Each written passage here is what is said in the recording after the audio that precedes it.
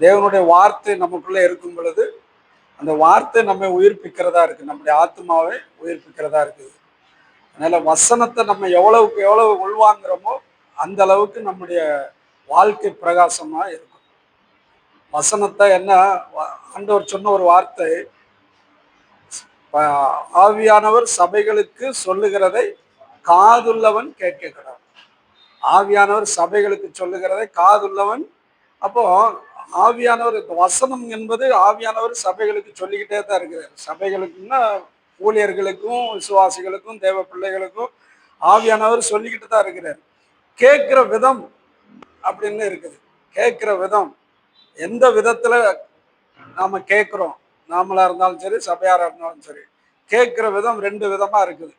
ஒன்று நல்ல விதமாய் கேட்டு இருதயத்துல பதித்து கொள்ளுகிறது ஒன்று இருக்குது.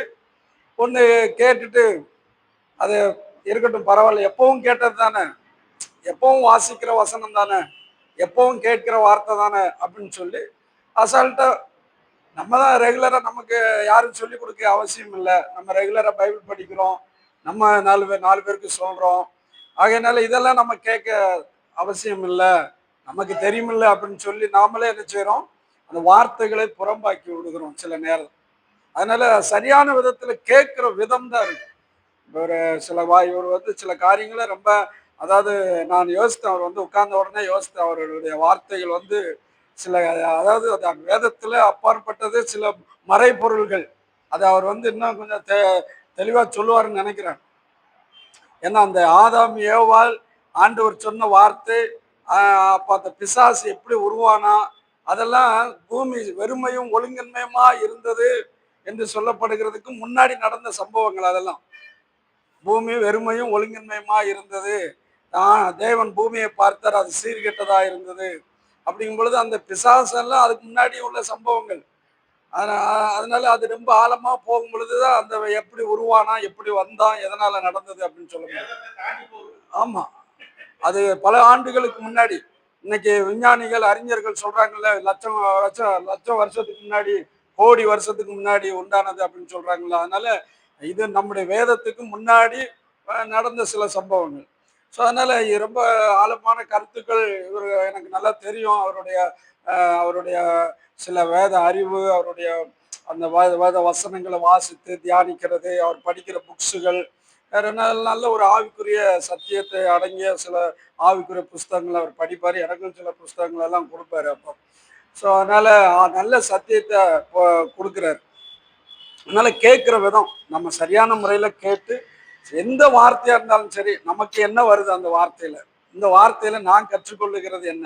ஐயா சொல்லும்போது ஒரு வார்த்தை சொன்னாரு, இதை வாசிக்கிறவர்களும் கேட்கிறவர்களும், வாசிக்கிறவர்களும் கேட்கிறவர்களும். அப்போ நம்ம ரெகுலரா வாசிக்கிறோம் கேட்கிறோம் அப்படின்னு சொல்லிட்டு நம்ம அசால்ட்டா போகாதபடி, ஒருத்தர் பேசும் பொழுது அவருடைய வாயிலிருந்து நமக்கு என்ன கிடைக்குது, என்ன வார்த்தை நமக்கு ஆவியானவர் நமக்குன்னு அதுல என்ன வச்சிருக்கிறார், என்ன இந்த இடத்துக்கு வந்ததுக்கு ஒரு முகாந்திரம் இல்லையா அப்படின்னு தாவீது ஆர்மியில கேட்கும் பொழுது, அவரு அவங்க அண்ணங்காரங்கெல்லாம் போப்பா போய் ஆடுகளை பாரு. அப்போ அவர் கேட்கிறார், நான் வந்ததுக்கு ஒரு நோக்கம் இருக்குல்ல, இந்த இடத்துக்கு வந்ததுக்கு ஒரு நோக்கம் இருக்குது, என்னை ஆண்டவர் கொண்டு வந்திருக்கிறாரு அப்படின்னு சொல்லும்போது, எல்லாருமே நம்ம ஒரு இடத்துல கூடுறோம், ஒரு சத்தியத்தை கேட்கிறோம், இந்த வார்த்தை கேட்கிறோம்னா அது ஏதோ நம்ம சரி வர சொன்னாரே அதனால கேட்டு போவோம் அப்படிங்கிறதுக்கு அல்ல. ஒரு நோக்கம் இருக்குது. கர்த்தர் ஒரு நோக்கத்தோட தான் ஒரு இடத்துல கூடுகையை வைக்கிறாரு, அதை கற்றுக்கொள்ள வைக்கிறாரு. அதனால ஒரு நோக்கம் இல்லாம இந்த இடத்துல யாருமே நம்ம வரல. அதனால எல்லா வார்த்தையும் நம்ம எடுத்துக்கொள்ளவும், என்ன எல்லா வார்த்தையும் மனசுல பதிவும் பதியாது, எல்லா வார்த்தையும் நம்ம இருதயத்துல இருக்கவும் இருக்காது. நல்ல வார்த்தை என்ன சொல்லுகிறது, எல்லாவற்றையும் சோதித்து பார்த்து நலமானதை என்ன செய்யுங்க, நமக்கு என்ன கிடைக்குது அதுல. ஆமென். சாப்பிடும்போது சில பச்சை மிளகாய் இருக்கும், கருவேப்பிலை இருக்கும், அதை எல்லாத்தையும் பிசைஞ்சு சாப்பிட முடியாது. அது சாப்பாடுல தான் இருக்குது அது. ஆனா அது வேண்டாம் வேண்டாம் அப்படின்னு சொல்லிட்டு என்ன செய்யறோம், காரமா இருக்குன்னு மிளகாய் தூக்கி வச்சிடறோம், தக்காளி தோலை தூக்கி வச்சிடறோம், கருவேப்பிலையை தூக்கி ஓரம் கட்டிடுறோம். அதனால நம்ம எல்லாத்தையும் சாப்பிடணும்னு அவசியம் இல்லை, எல்லாமே நிற்கவும் நிற்காது. ஆனா ஆவியானவர் எனக்கு என்ன பேசுறார், ஆவியானவர் சபைகளுக்கு சொல்லுகிறதை காதுள்ளவன் கேட்கிறார். அப்ப நாம எப்பொழுதுமே இந்த வார்த்தை, இது அளவுக்கு அடங்காத ஒரு வார்த்தை. ஐயா சொன்னார்ல, இந்த வேதத்தைன்னா இந்த வேதத்தை கொஞ்சம் சொல்லுவார் அப்படின்னா கொஞ்சம் சொல்ல முடியாது, இது சொல்லிக்கிட்டே போகலாம், ஏன்னா அந்த அளவுக்கு தான் இந்த வேதம். இது அவ்வளவு ஒரு பொக்கிஷமா இருக்குது. அதனால எல்லாத்தையுமே நம்ம ஏற்றுக்கொண்டு எல்லாத்தையும் மனசுல பதிக்க முடியாது. நாம் கற்றுக்கொள்ளக்கூடிய காரியங்களை கவனமாய் கேட்கும் பொழுது, இருதயத்துல பதிக்கும் பொழுது, இதுல இருந்து நான் என்ன கற்றுக்கொண்டு, நான் கற்றுக்கொண்டதுல மற்றவர்களுக்கு இதுல இருந்து நான் என்ன கொடுக்க முடியும்? ஒண்ணு நம்ம கற்றுக்கொள்றோம். 2வது அதிலிருந்து நம்ம என்ன செய்றோம்? மற்றவர்களுக்கு எடுத்து கொடுக்கிறோம். நல்ல இருதயமாகிய பொக்கிஷத்துல சேர்த்து வைக்கணுமா? அது நல்ல இருதயம் பொக்கிஷத்திலிருந்து மற்றவர்கள் எடுத்தும் கொடுக்கணும். இருதயமாகிய நல்ல இருதயம் அதுல சேர்த்து வைக்கணும். அது நமக்கு மாத்திரமே சேர்த்து வைக்கிறதல்ல. அதை எடுத்து மற்றவங்களுக்கு கொடுக்கவும் அறிந்திருக்கணும். மற்றவர்களுக்கு எடுத்து கொடுக்கவும் அறிந்திருக்கணும். அப்ப நம்ம கற்றுக்கொள்றோம்.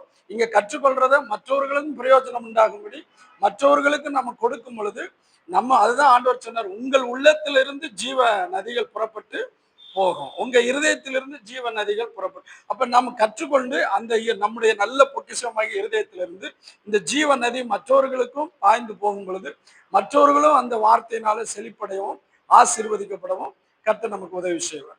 அதனால இப்படிப்பட்ட காரியங்களை கற்றுக்கொள்றதுல நான் சந்தோஷப்படுறேன்.